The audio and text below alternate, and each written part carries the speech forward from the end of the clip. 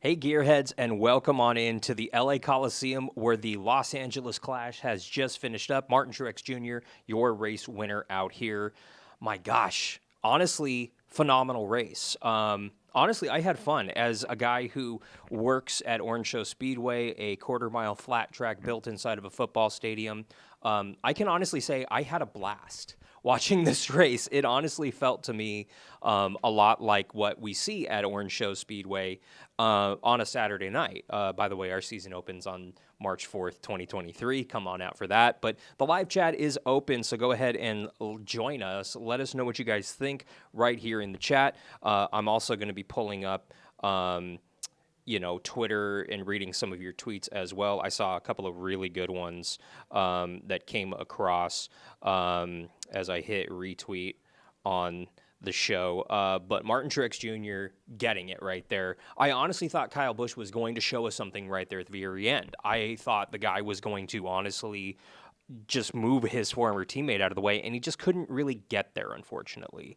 Didn't really have what it took to get past him. A lot of people were giving Michael McDowell crap online because of him not being able to, frankly, get out of the way and off the track. And in his defense, it's a very sharp 90-degree corner in order to get in to the pit lane. And honestly, I knew that was going to be a problem. We've seen some guys do it, but you have to arc it out, and you can't really do that during green flag conditions. So he tried. He was under power, couldn't get out. A little unfortunate there, but honestly, I saw some great tweets and some great content coming from you guys. Chandler Smith on Twitter, can't wait to see the pace car get wrecked. Yeah. Nathan on Twitter, love it or hate it, this event is doing exactly what it's supposed to do, reaching a new demographic. Definitely not your average NASCAR crowd, but so cool to see so many people stoked to be there. I can honestly say that this was probably the most diverse NASCAR fan base I've ever seen. Last year, it was a lot of people who had never been to a NASCAR race. Something like 60-70% of the people who bought tickets last year had never been to not just a NASCAR race, but a race in general. And that produced some really interesting crowd moments, a lot of shock and awe factor. But as far as gear, not that many NASCAR jackets, NASCAR shirts, so on and so forth. This year, everybody had gear on. Everybody. And it wasn't just new fans with new gear from the last couple of seasons. I saw a lot of vintage NASCAR gear from not just the 2000s and the 2010s, but we saw gear from the 80s and from even earlier than that. So it honestly shocked me to see some of that stuff. We saw a lot of fans who came into town for this race. Something like 40% of the fans who were here today had never been to a NASCAR race. Yes, the crowd was a little thinner than it was last year, but it was still a really respectable crowd. I'll say there was probably more people here today than at the last Chicagoland race. And I know that's going to piss off a lot of hardcore fans on Twitter. Chicagoland will make a comeback. It's never coming back, y'all. I'm sorry to say. But I know that, a lot of people came out in support of this race today. Mark Willie on Twitter, Bubba Wallace leading into the race break. That includes Wiz Khalifa's show. I know that's just about to be a bunch of incoherent videos shot from the driver's seat of a pickup tomorrow morning. Yes, there's going to be a lot of Bubba haters going out this weekend, or this week, I should say, going off in their pickup trucks tomorrow. I don't like Bubba Wallace winning. I don't really have a good reason, and I'm making up things to fit my narrative, but I don't like Bubba. That's going to be the narrative that we see on online tomorrow. But yeah, honestly, phenomenal race. Vlogs with Gaming and Tommy. I was at the race. Too many crashes. It's short track racing, man, and that's 100% on the drivers. 100% on the drivers because they're the ones in control. They can not run into the car in front of them. But they chose not to. They chose to be aggressive. They chose to put on a show for us. And honestly, I'm okay with it. I really, truly am, because that's short track racing. And I'll say this, the younger drivers, I think going into this race had a little bit more of an advantage than the older drivers. And you're thinking, well, why is that? Not to be ageist, but the younger drivers raced on tracks similar to this more recently in their careers than Kevin Harvick, who probably hasn't seen a racetrack like this in 20 years, not including the track that we saw out here last year. Eric in the chat, drivers should have been able to refuel after that last chance qualifier. That was messed up. There wasn't fueling issues, Eric. A lot of people were speculating that for some reason, but not really sure why, because there wasn't fuel issues, especially with all those caution laps. It was more, to be frank, it was just driver impatience and drivers running over each other. And frankly, if one guy, doesn't send it into the corner like everybody else is, he creates a stack up. And we saw that a couple times out here, stack up, where we saw guys 3, 4, we saw guys 5 wide at one point with Chase Briscoe facing backwards, which was crazy funny. Vlogs and Gaming with Tommy in the chat. Bubba was great this year at this race. Absolutely. Bubba, for the most part, for most of the race, definitely the first half of the race, had the car to beat. He was the fastest consistently. He led the most laps. He was up there at the front.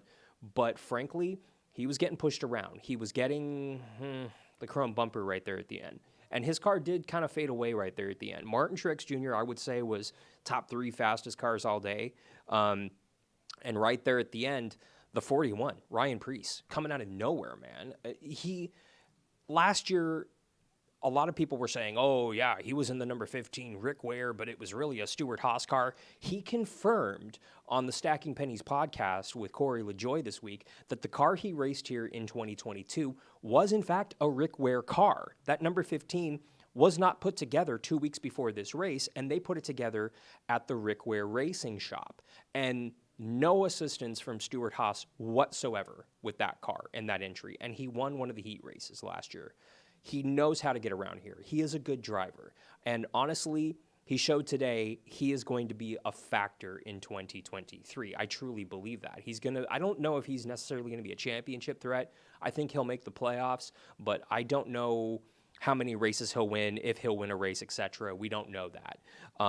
But I'm interested to see what becomes of that. Eric in the chat, the broadcast said McDowell and someone else DQ'd because they were out of fuel. Interesting. We were not told that in the media center.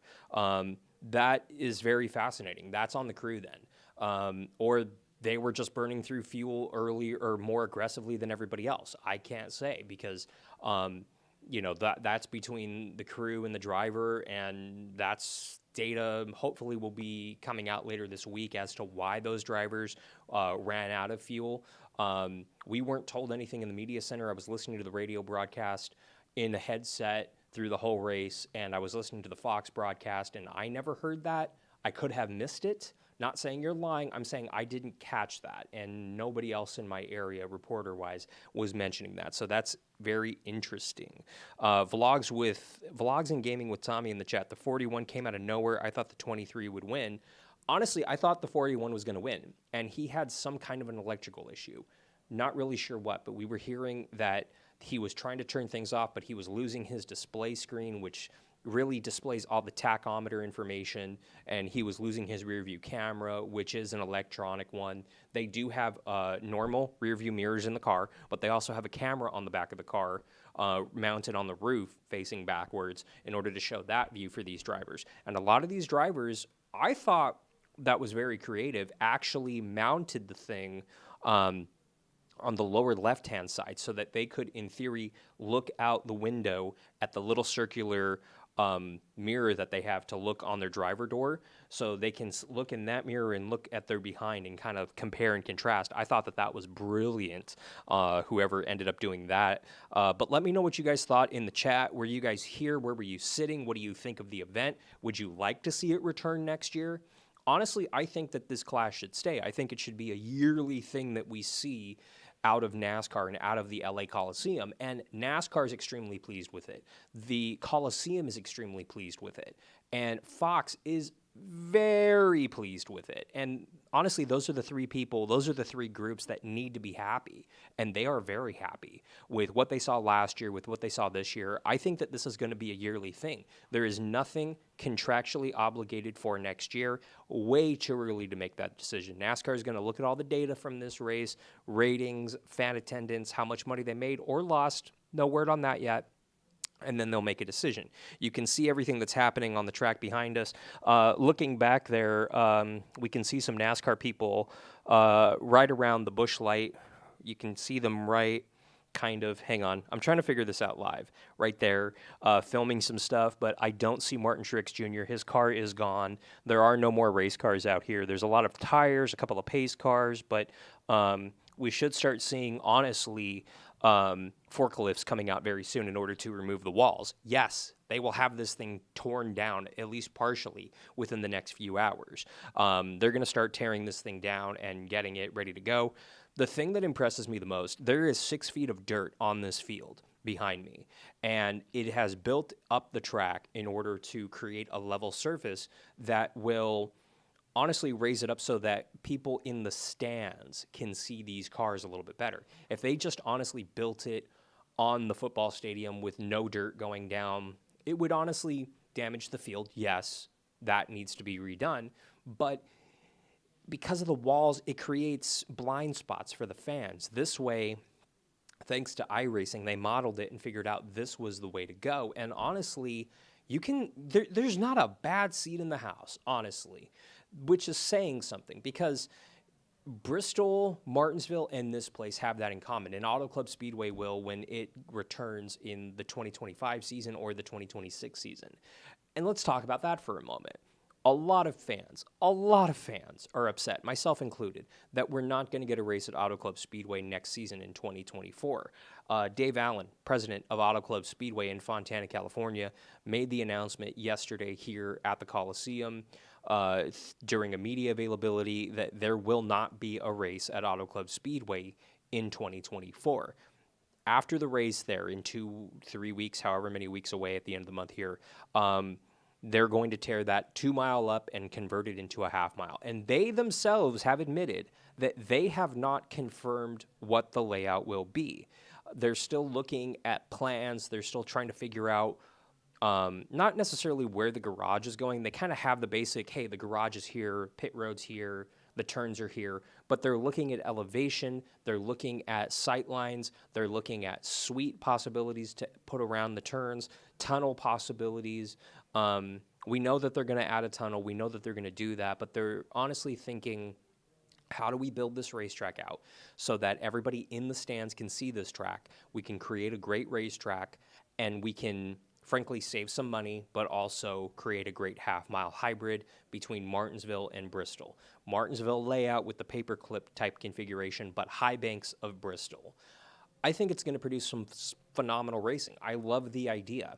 Do I hate that we're losing the 2 mile track? Yes. Can we just leave it as is and race on the 2 mile? No. I can tell you that track is mostly putty holding it together. The surface is gone. It is nothing. I'm actually worried about the race that we're going to see out here because we're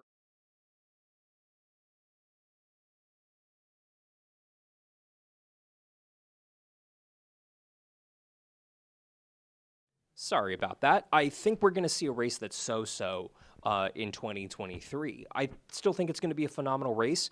I'm not sitting here going, yes, it's going to be this amazing award-winning thing. I think it's going to be, frankly, a race that is going to show some wear and tear on that track. That track is aged.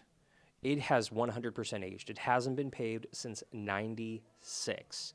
I mean, come on, we're coming up on 30 years.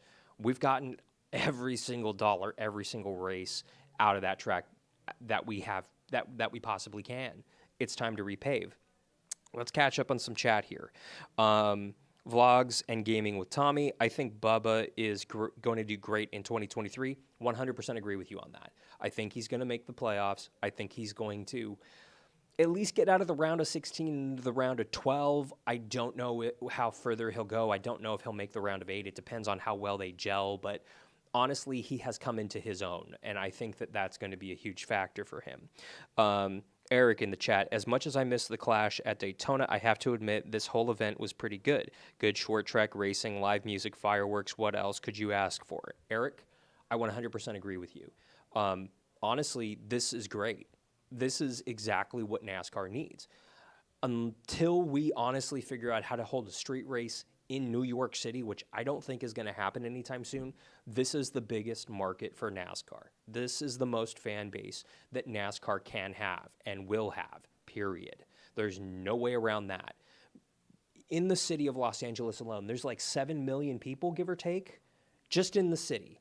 And I'm probably thinking LA County, honestly, but that's fine too, because that means within about a 30-mile radius of this track, there's roughly 7 million people.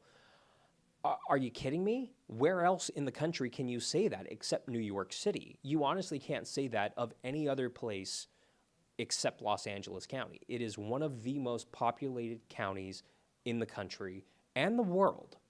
And the fact that NASCAR built a racetrack that's putting on a pretty darn good show in a venue that's been here 100 plus years is simply amazing.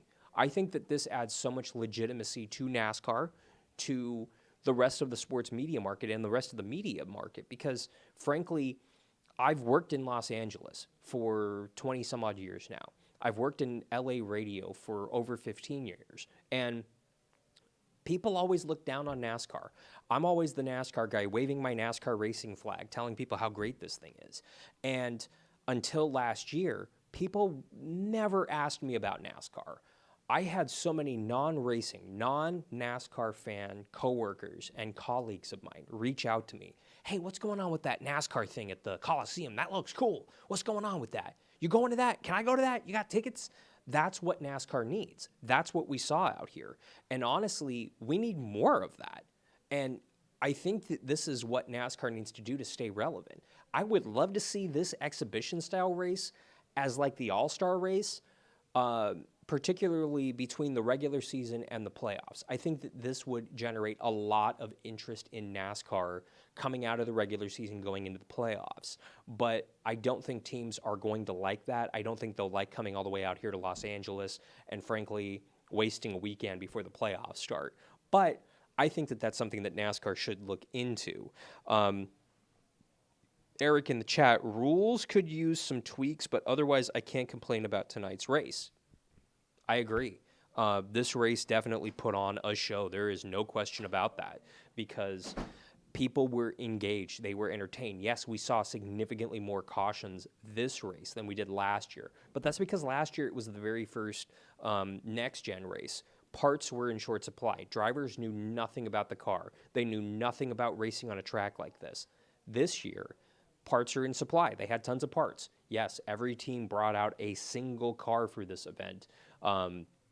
No backup cars for anyone out here, which is why you saw Ty Gibbs in the 54 and you saw the 14 have to rebuild their cars after issues during practice. But honestly, they continued to work on their cars all weekend long, and we saw some great things. I like the race break.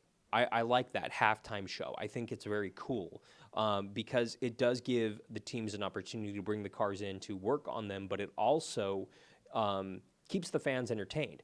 And yes, I saw the jokes online. Wiz Khalifa looked like he was under the influence, let's just say. And I saw the jokes. A lot of people were saying, oh, the drivers definitely got into his stash during that race break. No, the drivers actually never got out of the cars. But it doesn't matter if Wiz Khalifa was into this or not, because fans were. I can honestly say that was the best NASCAR concert I've ever been to. And I've been going to NASCAR races for 20 some odd years now. And I never thought I would see Ice Cube. I never thought I would see Pitbull. I never thought I would see Wiz Khalifa perform at a NASCAR race. In the last 2 years, we have seen that. That is what NASCAR needs to do. Cypress Hill, I could take it or leave it. Frankly, I thought it was fine. It wasn't something that I particularly loved. The fans were somewhat into it. Last year with Pitbull, this place went crazy. But this year, we didn't have that same energy. Everybody was kind of like, oh, this is Cypress Hill? Oh, yeah, I remember hearing this song 15 years ago. That's kind of the atmosphere that was created during the pre-race. And then during the race break, everybody was like, oh, Wiz Khalifa's here. Ooh, look at Wiz go. Ooh, it was, people were more interested. They were more engaged. They were more entertained. It was very interesting. Vlogs and Gaming with Tommy in the chat. I think Kyle will have the worst year of his career. I don't think you're wrong. Honestly, talking to Kyle Busch fans, because we saw some in the fan zone today. Talked to a couple of them, and honestly, they're riding high. They were of the opinion of, yes, we're gonna get 5+ wins. We're gonna win the Daytona 500. We're gonna win the playoffs. We're gonna win all these things. We're gonna do great. I disagree, because you look at what RCR has done historically. They win historically a race every 2 years. They won 3 races last year, granted, but 2 of those were Tyler Reddick. And is Tyler Reddick as good as Kyle Busch, and vice versa? Yes, but a lot of that has to do with, frankly, maturity. A lot of that has to do with racecraft and the chemistry between driver crew chief. How is Kyle Busch's chemistry going to stack up with his new crew chief than it did with Tyler Reddick? I don't know. I think that that's going to be kind of the interesting factor that we're going to have to wait and see, honestly. I don't know. I'm honestly leaning towards they're not going to have a good year. I'm honestly leaning towards Kyle Busch could miss the playoffs or be eliminated in the round of 16. That's where I think he's going. I think he'll be extremely lucky if he gets a victory, because look at it this way. Joe Gibbs Racing last season arguably was one of the better Cup teams, and Kyle Busch was with them. He was getting, admittingly, he had a lot of distractions last year, but he was still getting A+ equipment. Is RCR equipment as good as Joe Gibbs Racing? This season, maybe. Last season, hell no. Hell no. So will Kyle Busch continue to win in an RCR car? Eventually. I think it's going to take him the first half of the season to kind of get the wheels pointed in the right direction. And I know some people are saying, well, he's finished in the top 5 this race. He's going to be the guy to watch. I don't necessarily think so. I think he's going to be the guy that, frankly, will have a lot of work to do. I really do think that. He's definitely behind the 8 ball, and he's a guy who we're going to have to keep an eye on. Here is your finishing order. Martin Truex Jr. gets the victory. Austin Dillon coming home second. Kyle Busch third. I know what you guys are going to say in the comments. Let me have it. Roast me. I don't care. Alex Bowman coming home fourth. Kyle Larson coming home fifth. Tyler Reddick in his debut in that number 45 Toyota coming home sixth. Ryan Pierce, after honestly blowing up, having engine battery issues in that number 41, limps it home seventh. Pretty impressive, actually. Honestly, I'm blown away that he was able to do that as my screen refreshed and I lost my order here, so give me a second to get it back here. We have Ross Chastain, who once again is on his I don't give a watermelon tour. I'm calling it the watermelon tour because I can't say the F word because, children watch this. Got to keep it respectable for the children's. But Ross Chastain getting into Denny Hamlin again, showing us that Denny Hamlin will not do anything. Denny Hamlin's the pushover. Ross Chastain's going to continue to drive all over him and show him what's what. I thought that was amazing.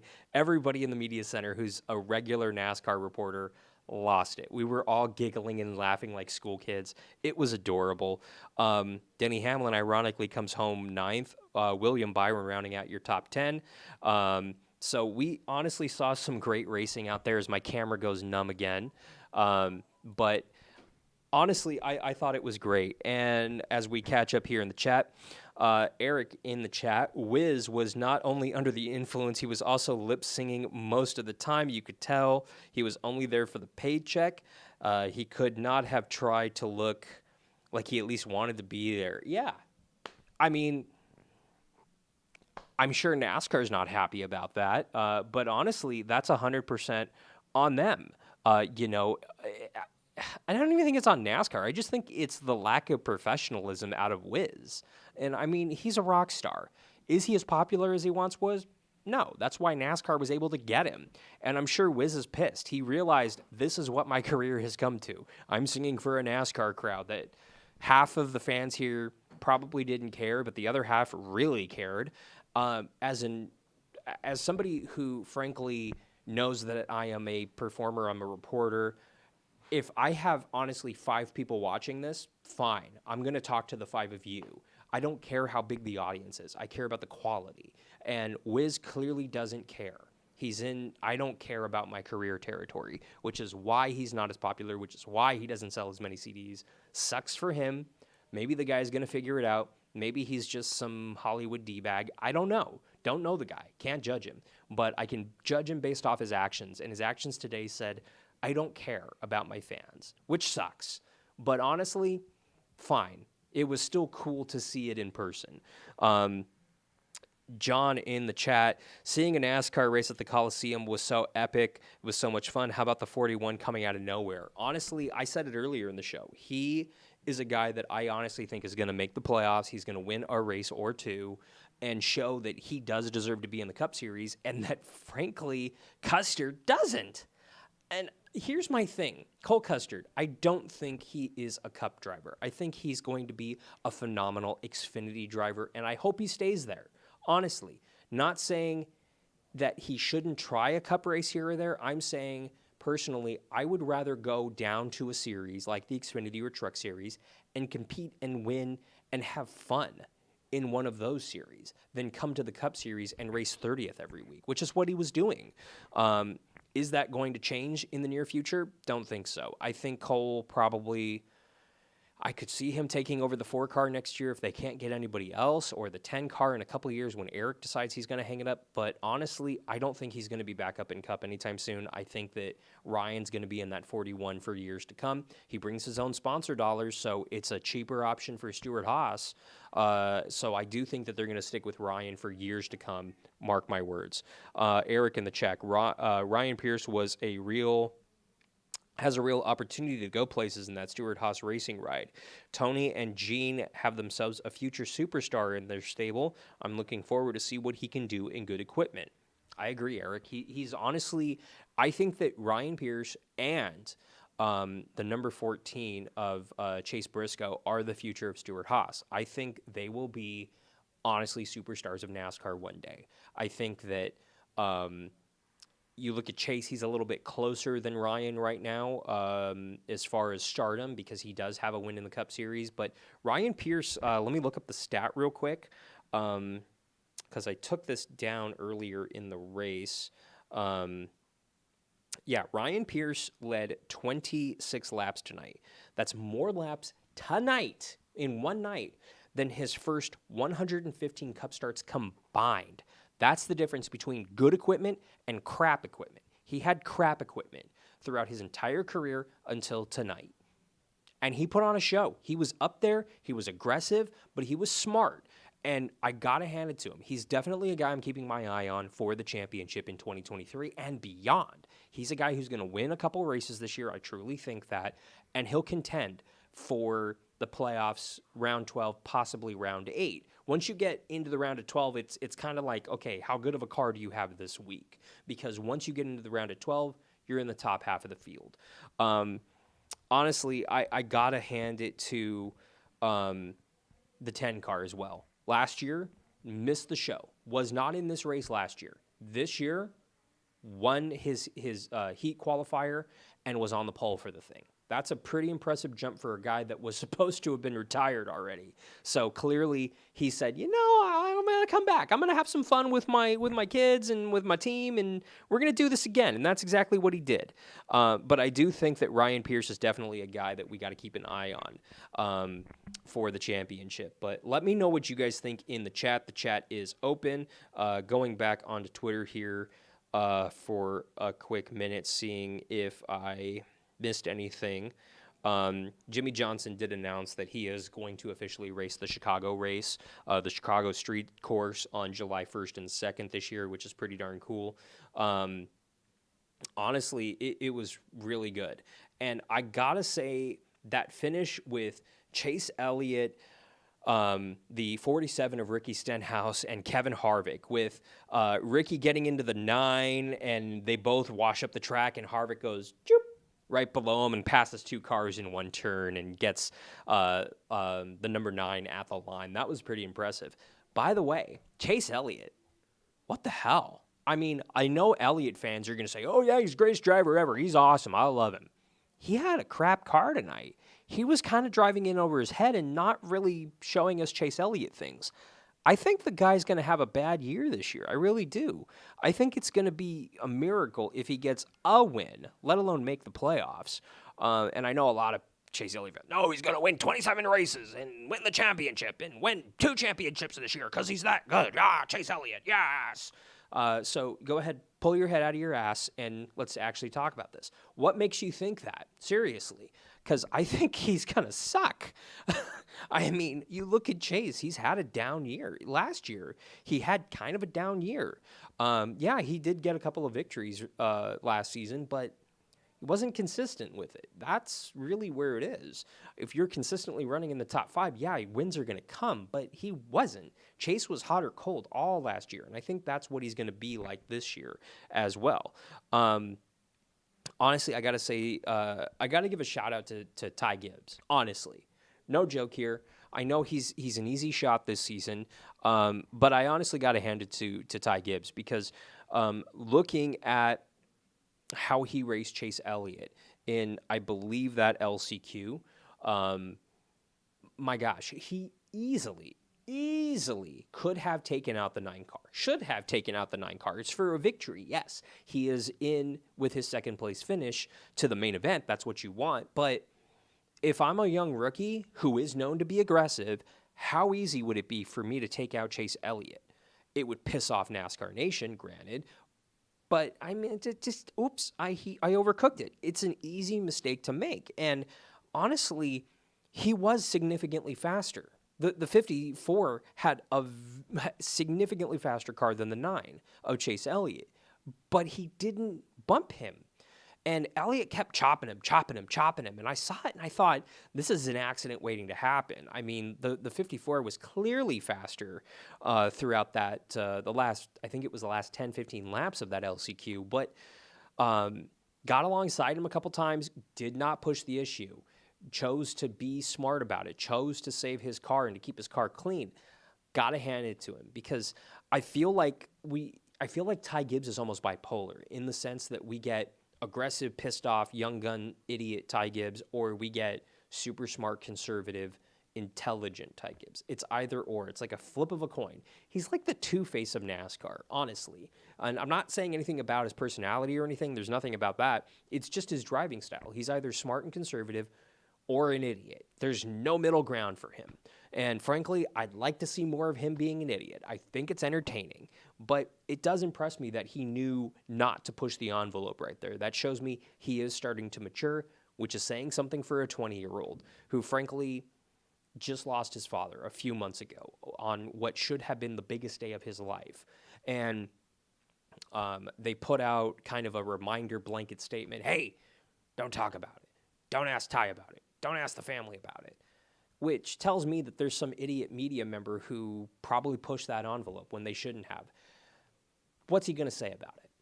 It's devastating. It is unspeakably devastating to Ty, to the entire Gibbs family, to Joe Gibbs Racing as a whole, to Toyota. I mean, I do not know what is going to happen. We do not know what is going to happen to Joe Gibbs Racing in the coming years, really. Because Joe Gibbs has lost both of his adult children when they're in their late 40s, and both to completely different things. And that right there would have been the future of Joe Gibbs Racing. What becomes of Joe Gibbs Racing moving forward? That's the real question. And honestly, we can't say because we do not know at this time, which is just so sad. And I can't say this enough. You can badmouth the Gibbs family. You can badmouth Joe Gibbs Racing and their drivers. You have to respect that they just went through something horrendously difficult.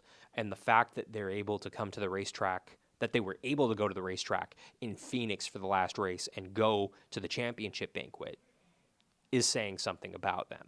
They are strong people. They are an organization of faith. And I can honestly say, my thoughts and prayers are with them. And that's not just a blanket statement.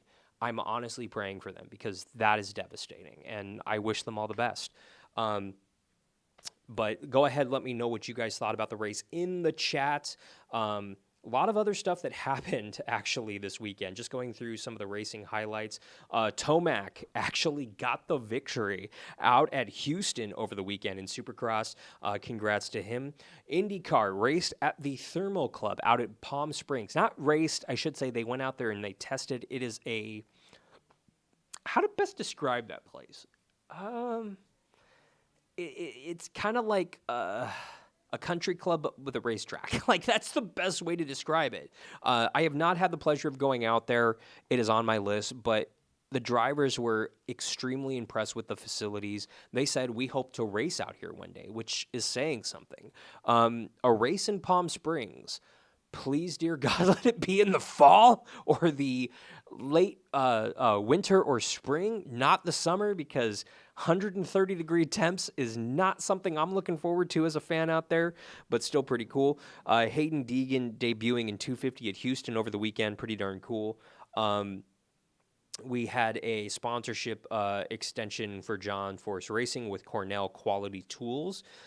We found out this week that Interstate Batteries is way upping their sponsorship with Joe Gibbs Racing. They're going to sponsor all the Cup cars for a handful of races each. I think it's like 15 or so races combined for all of the Joe Gibbs Racing Cup cars, which is pretty darn impressive. The iRacing Coca-Cola esports series debuted over the weekend with their exhibition race at the virtual Coliseum.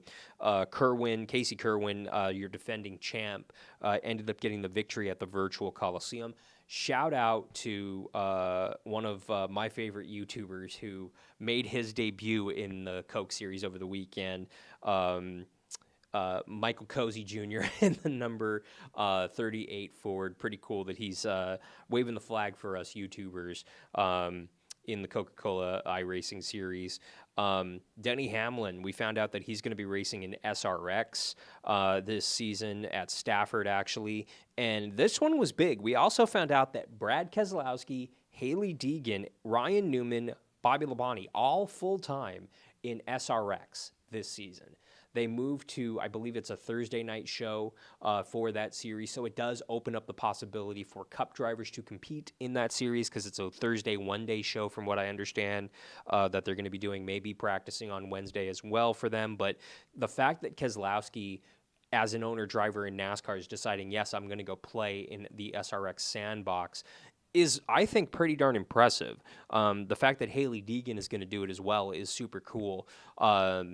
She's done a lot of cool vlogs and things, and she holds her own. I know a lot of you sexist pigs hate her because she's not a man, but honestly, she's a good young driver, I think. She has a lot of potential, but I think she just needs a lot more time to develop. And she's coming off of, I think, her third season in the truck series, and let's be honest, she wasn't in good equipment throughout her entire truck career. Now she's stepping into championship winning equipment with Ford, with ThorSport, taking over the number 13 truck, so I do think she'll have a better shot. But honestly, Ford is really taking care of her, and I look forward to seeing what she produces this year in 2023. We also found out that NASCAR is eliminating stage breaks. Yes, but only for the Cup Series road course events. So the stages are going to continue, but there will be no caution flag thrown. This needs to be a blanket policy throughout every single race. Why do we have a caution? TV. Oh, yeah. But I think it would produce better racing, better TV coverage if we simply didn't throw the caution flag for the end of those stages, just kept them racing, and no more green and white checkered. I personally hate that. Just throw the green flag again. Why is that hard? Why is that a thing? Just do it. But we're going to see what happens. But I honestly think that once the first road course race, once it happens there and TV sees the success of that, I think they'll go to NASCAR and be like, hey, go ahead and make that the thing for every single Cup race, Xfinity, and truck race. Thanks. At least that's what I'm hoping will come of it. It's going to be interesting to see how that plays out. We also found out that the Hail Melon has officially been banned, so damn. A lot of people were saying, oh, this means that they can't use that in the promos. Why? It was pretty damn cool. Use it in the promos. And I saw some people barking, well, TV and the media does that. Those damn media members. Who do you think approves the TV promos for NASCAR races? Give you a hint. Fox has something to say about it. NBC has something to say about it, and one other organization. Yes, NASCAR. So they're going to continue to use that in promos, and they should. It's cool. It was a once-in-a-lifetime thing. I love the fact that Justin Marks and Trackhouse has decided, no, we're not going to race that car again. We're keeping it as is. They're going to put it probably at the Trackhouse shop.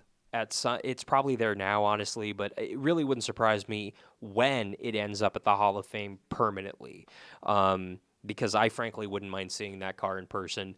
I frankly wanted to see the photos of the pit wall, the pit gate, I should say, at Martinsville, because I'm honestly amazed that that thing didn't give.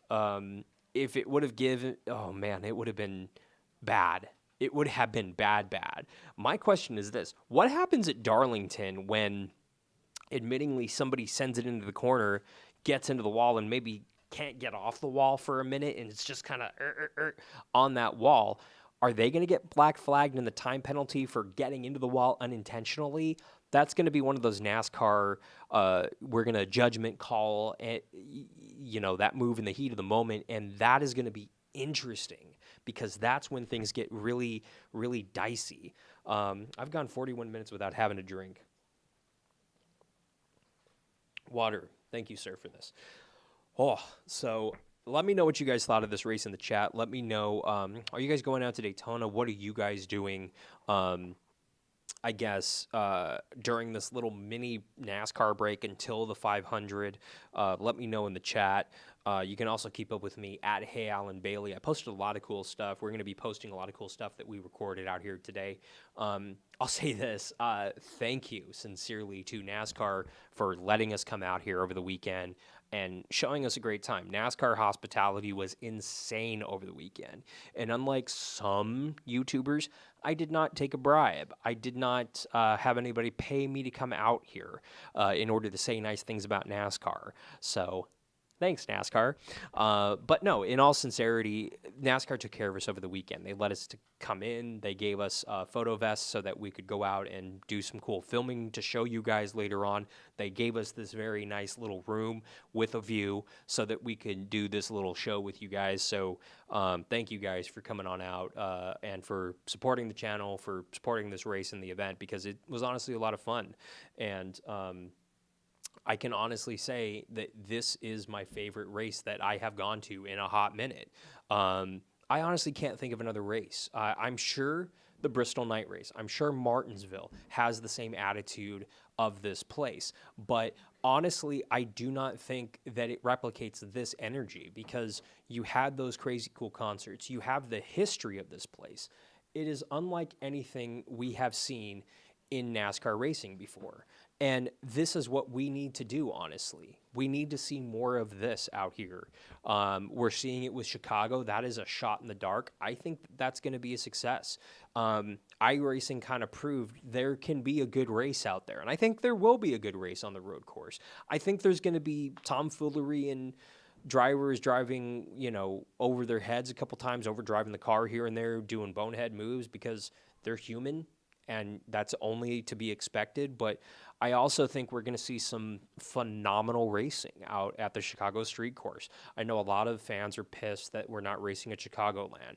And all I can say to the Chicago NASCAR fans, I'm sorry NASCAR moved a race to your backyard instead of making you drive 50 miles one way out of town into 2 other counties to get to a race. I'm sorry NASCAR did that to you. Like, what do you want me to say? I mean, come on.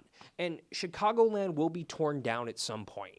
It's just NASCAR doesn't want to pay to do that. They sold off some of the parking lot. The track is still being somewhat maintained, which is basically we put a fence around it and we're paying the bills and making sure that the place doesn't catch fire.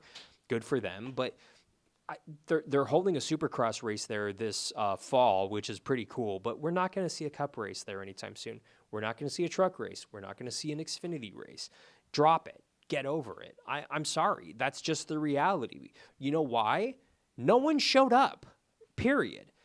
The Chicagoland fan base stopped showing up to that race. COVID was the nail in the coffin for that thing, but honestly, no one went to it. That's why NASCAR closed it. I'm sorry. That's just a fact, and I'm sorry. If y'all love that racetrack so much, then you should have went. To the fans who live 2-3 states over, you're complaining about not being able to go to that event. You should have went. I want to see this come back. I'm here. I love Auto Club. I'm going to Auto Club in a couple of weeks. That's how you can support racetracks, by going out to them. By the way, Orange Show Speedway in San Bernardino, California, literally 50 miles, 60 miles that way. We're kicking off our 76th season on March 4th. We are very much looking forward to it. We got pro late models coming out. Let me pull it up, actually, because now I'm questioning what we actually have racing that night, because I don't have the schedule memorized off the top of my head. Call me crazy.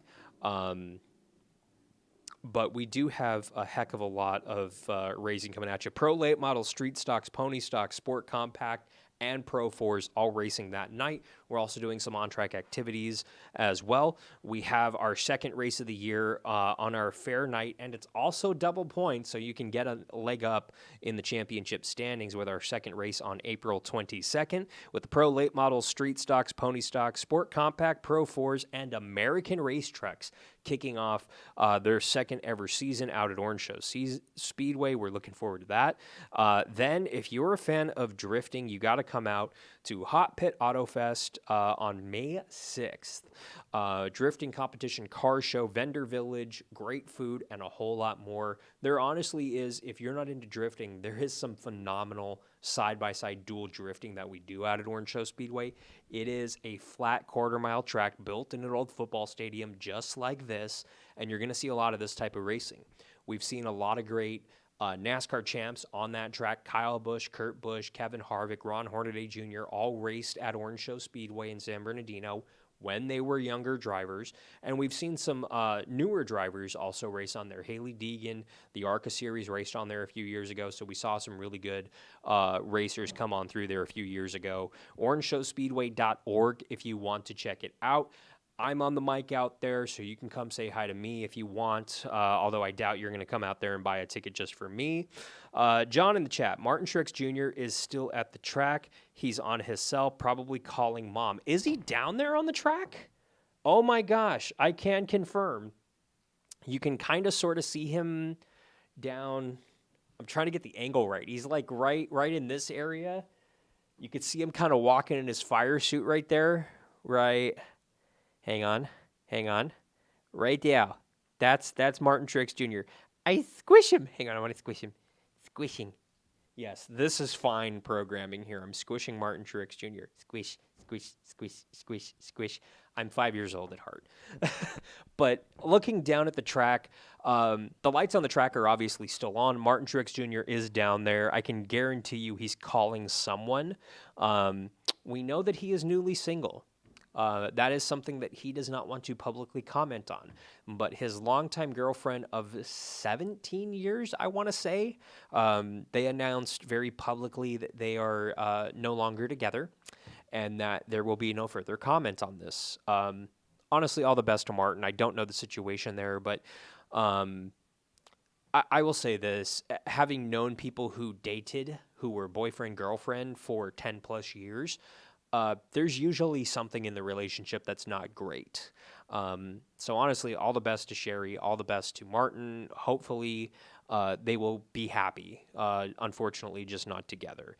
But looking down there, you can see kind of, as I back off here, you can see that they're already going down there with forklifts. They have, I can confirm, you can see, they are out there removing this pit wall that's right here. They have started that process, so they're going to start wrapping this thing up. In, I would say, about 2 weeks or so, this will be gone, and it will be a football stadium once again. And hopefully, this time next year, we are here, although I doubt it. So I do want to thank you guys so much for watching. I know we're coming up on midnight on the East Coast. I'm tired. We've been out here for almost 12 hours. We were here a few hours yesterday. We were here all day Friday, so it has been a long weekend. What am I doing tomorrow, you might ask? I'm getting a root canal. So I'm going to be putting up some very funny tweets and things on my social media at Hey Alan Bailey. And I'm doing another one on Wednesday because I just can't wait. And on Thursday, Friday, Saturday of the big game weekend, I almost slipped right there. I can't say the official name of the thing that's happening a week from tonight because I have not paid a crazy amount of money in order to say that on the air. So the big game is coming at you a week from tonight on, I believe, Fox, and that's going to be fun. Hopefully I'm going to be moved into my new place. The new studio's coming together, so we got lots of gear coming in. Got a new rig coming in. I'm going to, at some point, going to be filming me getting in that thing and or putting that thing together, which I'm sure is going to be entertaining as hell, just watching my dumb ass trying to read the instruction manual, trying to put it together. It is not sponsored, so I'm not going to mention the name brand because I did not buy a name brand. I went on Amazon and bought a knockoff because I live in California, which means my rent is astronomically high and my cost of living is astronomically high. Gas for me was $4 for you coming in here. So it's like almost $5 coming in here. That's California for you. And for all you idiots out there, the sitting president has nothing to do with the gas prices. That's literally our friends in Russia. So yay, thank you for that one. But no, honestly, had a blast out here tonight. I hope this is good things for Martin Truex Jr. because he's on a 1-year deal. We're in a contract year for Martin Truex Jr., so we might be on the farewell tour for Martin Truex Jr. this season. And I really hope that's not the case. I hope he continues to race for a couple more seasons, but we'll have to wait and see. I did mention that Joe Gibbs Racing is going to kind of be in a transition this year, obviously, with Ty Gibbs taking over. What was the 18 is now the 54. By the way, here's Joe Gibbs Racing logic for you. We have Joe Gibbs' grandson, Ty Gibbs, coming into the Cup Series. Will we put him in the historic number 18, the first car that Joe Gibbs fielded in the mid-90s in the Cup Series? No. Instead, we're going to give Ty his own identity, separate from Joe Gibbs Racing, separate from Kyle Busch, who made the 18 so famous, and instead, we're going to put him in the 54 car, a number that Kyle Busch made famous in the Truck Series and the Xfinity Series, that Ty Gibbs took over in the Xfinity Series. What the hell? That's just ridiculous logic. But, I mean, good for them. Honestly, like I said earlier, all the best to them.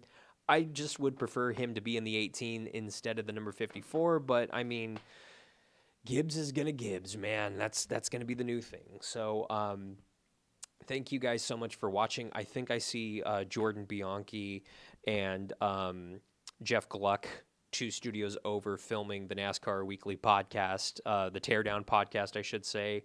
So I might just duck my head in and wave at them. No, actually, I see him coming in here right now. He's coming into the other studio. Hi, Jeff. So Jeff needs the studio to record a podcast. So I'm going to get out of here so Jeff can record the podcast. So thank you guys so much for watching. Make sure you mash that subscribe button. Check out AmericanRacingNetwork.com, soon to be ARNRace.com, right, web guy who's sitting off camera nodding his head enthusiastically. Thank you all so much for watching. For Shifting Gears live from the LA Coliseum in Los Angeles, California, I'm Alan Bailey. We will see you at the track.